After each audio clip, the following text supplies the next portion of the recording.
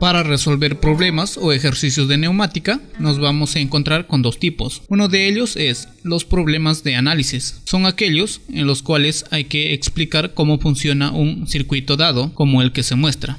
El otro tipo es problemas de síntesis. Son aquellos en los que, dado un problema de forma escrita, tenemos que resolverlo diseñando el circuito neumático.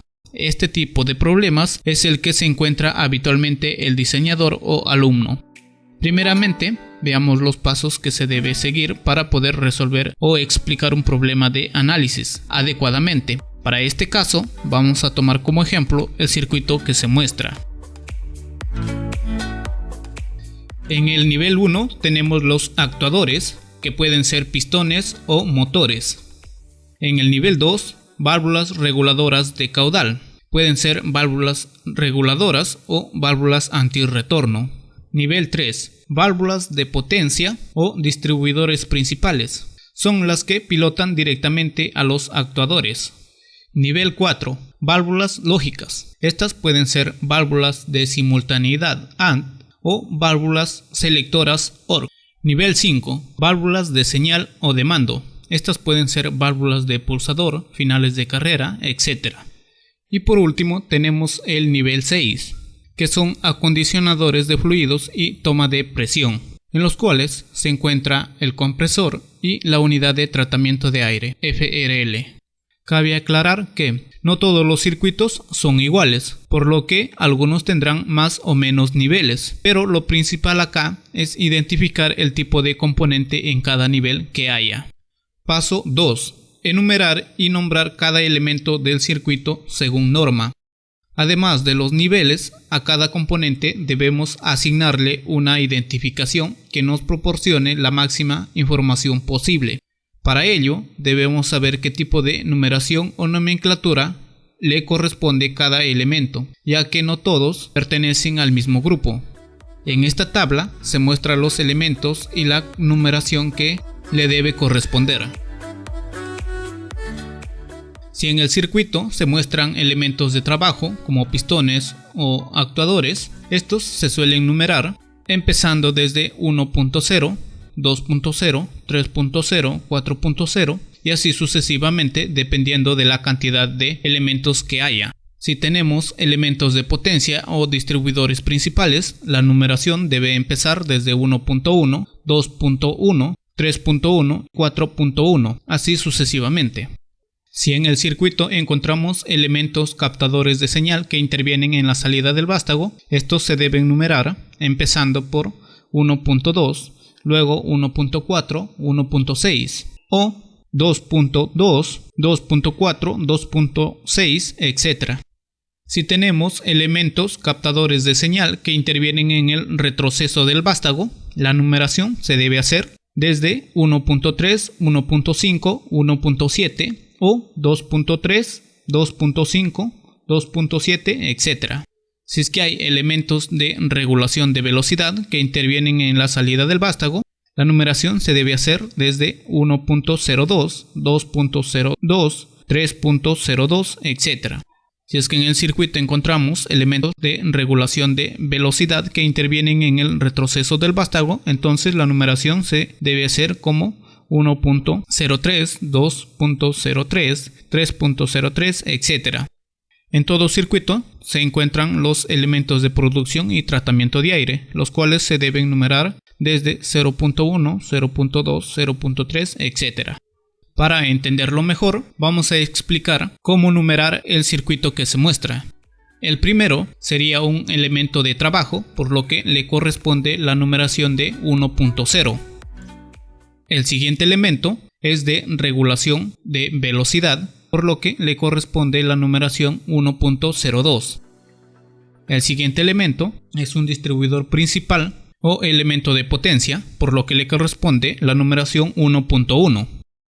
Los tres elementos del lado izquierdo son captadores de señal que intervienen en la salida del vástago, por lo que la numeración le corresponde 1.2, 1.4 y 1.6. El siguiente elemento es un captador de señal que interviene en el retroceso del vástago, por lo que la numeración le corresponde 1.3.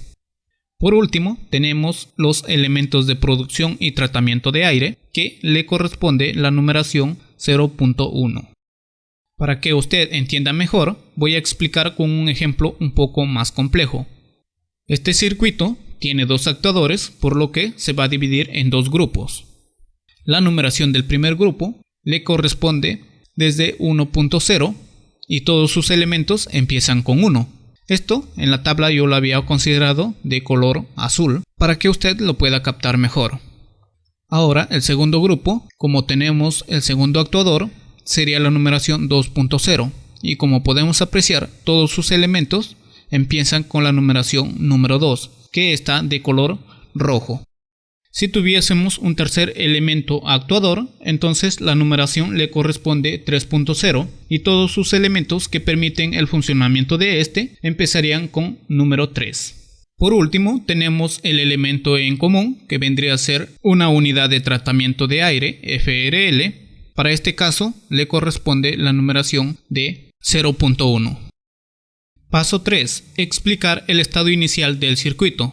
En este paso se debe explicar en qué condiciones se encuentran los elementos del circuito antes de manipularlo para que funcione. En este paso, el alumno o expositor deberá explicar según su criterio, ya que puede hacerlo más detalladamente o no. El último paso sería explicar el proceso de funcionamiento del circuito. En este paso, el alumno o expositor debe explicar el funcionamiento de todos los elementos asociados al circuito, cómo funciona, qué tipo de mandos hay y demás. Lo principal es explicar para que el público pueda entender rápidamente qué función cumple el circuito. Se recomienda que este paso se explique junto con una simulación del circuito. De los 4 pasos que he mencionado, los más importantes solo son 3. El primero lo hice para que usted entienda mejor los siguientes 3 pasos. Ya depende de usted si lo explica o no. Ahora veamos cómo poder resolver los problemas de síntesis. Para ello nos vamos a ayudar de este ejemplo. El ejemplo nos dice: diseñar el circuito neumático necesario para accionar un cilindro desde 2 pulsadores a la vez, y que retorne si se deja de presionar uno o los 2 pulsadores. Debemos poder regular la velocidad de salida de los cilindros. Para poder resolver este tipo de problemas, el lector debe saber por lo menos el funcionamiento de los elementos básicos que puede llevar un circuito neumático, como cilindros o pistones, válvulas, accionamientos, finales de carrera, etc. Todo este tema ya lo he explicado en videos anteriores. Entonces veamos los pasos que se debe seguir. Paso 1. Elegir los elementos necesarios que irán en el circuito según el problema. Para este caso vamos a empezar con los actuadores. Como en el problema solamente nos dice que es un cilindro y no nos especifica qué tipo, entonces nosotros vamos a elegir el cilindro de doble efecto. Luego vamos a ver lo que son válvulas reguladoras de velocidad. En el problema nos dice que debemos poder regular la velocidad de salida del cilindro, por lo que vamos a tener una válvula reguladora de velocidad. Luego vemos las válvulas de potencia. Para este caso, el cilindro de doble efecto puede trabajar tanto con la válvula 4.2 o la válvula 5.2. Pero en este ejemplo voy a considerar la válvula 5.2 la que es más usada para este tipo de actuadores. También hay que ver las válvulas de señal o de mando. En el problema nos dice que debe ser manipulado desde 2 pulsadores a la vez. Entonces, las válvulas para manipular pulsadores serían la válvula 3.2, que sería accionada por pulsador y retorno por muelle. Mientras que, como nos dice que debe ser manipulado los 2 pulsadores a la vez, entonces tenemos la válvula lógica END o de simultaneidad. Y por último tenemos la fuente de alimentación y tratamiento de aire. Para este caso vamos a considerar una fuente de aire comprimido y una unidad de tratamiento de aire. Entonces estos serían todos los elementos que necesitamos para armar el circuito. En el paso 2 debemos realizar las conexiones entre elementos. Realizamos las conexiones entre el cilindro y la válvula 5.2. Esta válvula va a ser accionada por aire comprimido y el retorno se hará por muelle. Conectamos los orificios de purga o escape. Seguimos con las demás conexiones de las válvulas de mando y el suministro de aire.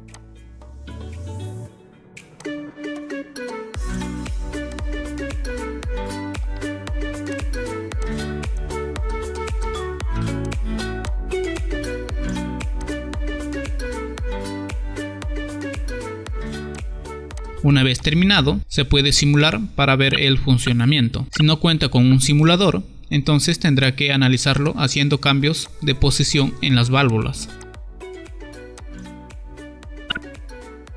Entonces, estos serían los pasos que se debe seguir para poder explicar y resolver problemas de neumática. Hay que aclarar que estos no son los únicos pasos de resolver los problemas de neumática, pero desde mi punto de vista son los más fáciles y ordenados. En los siguientes videos voy a explicar cómo resolver ejercicios con el método de cascada para así poder resolver ejercicios secuenciales más complejos.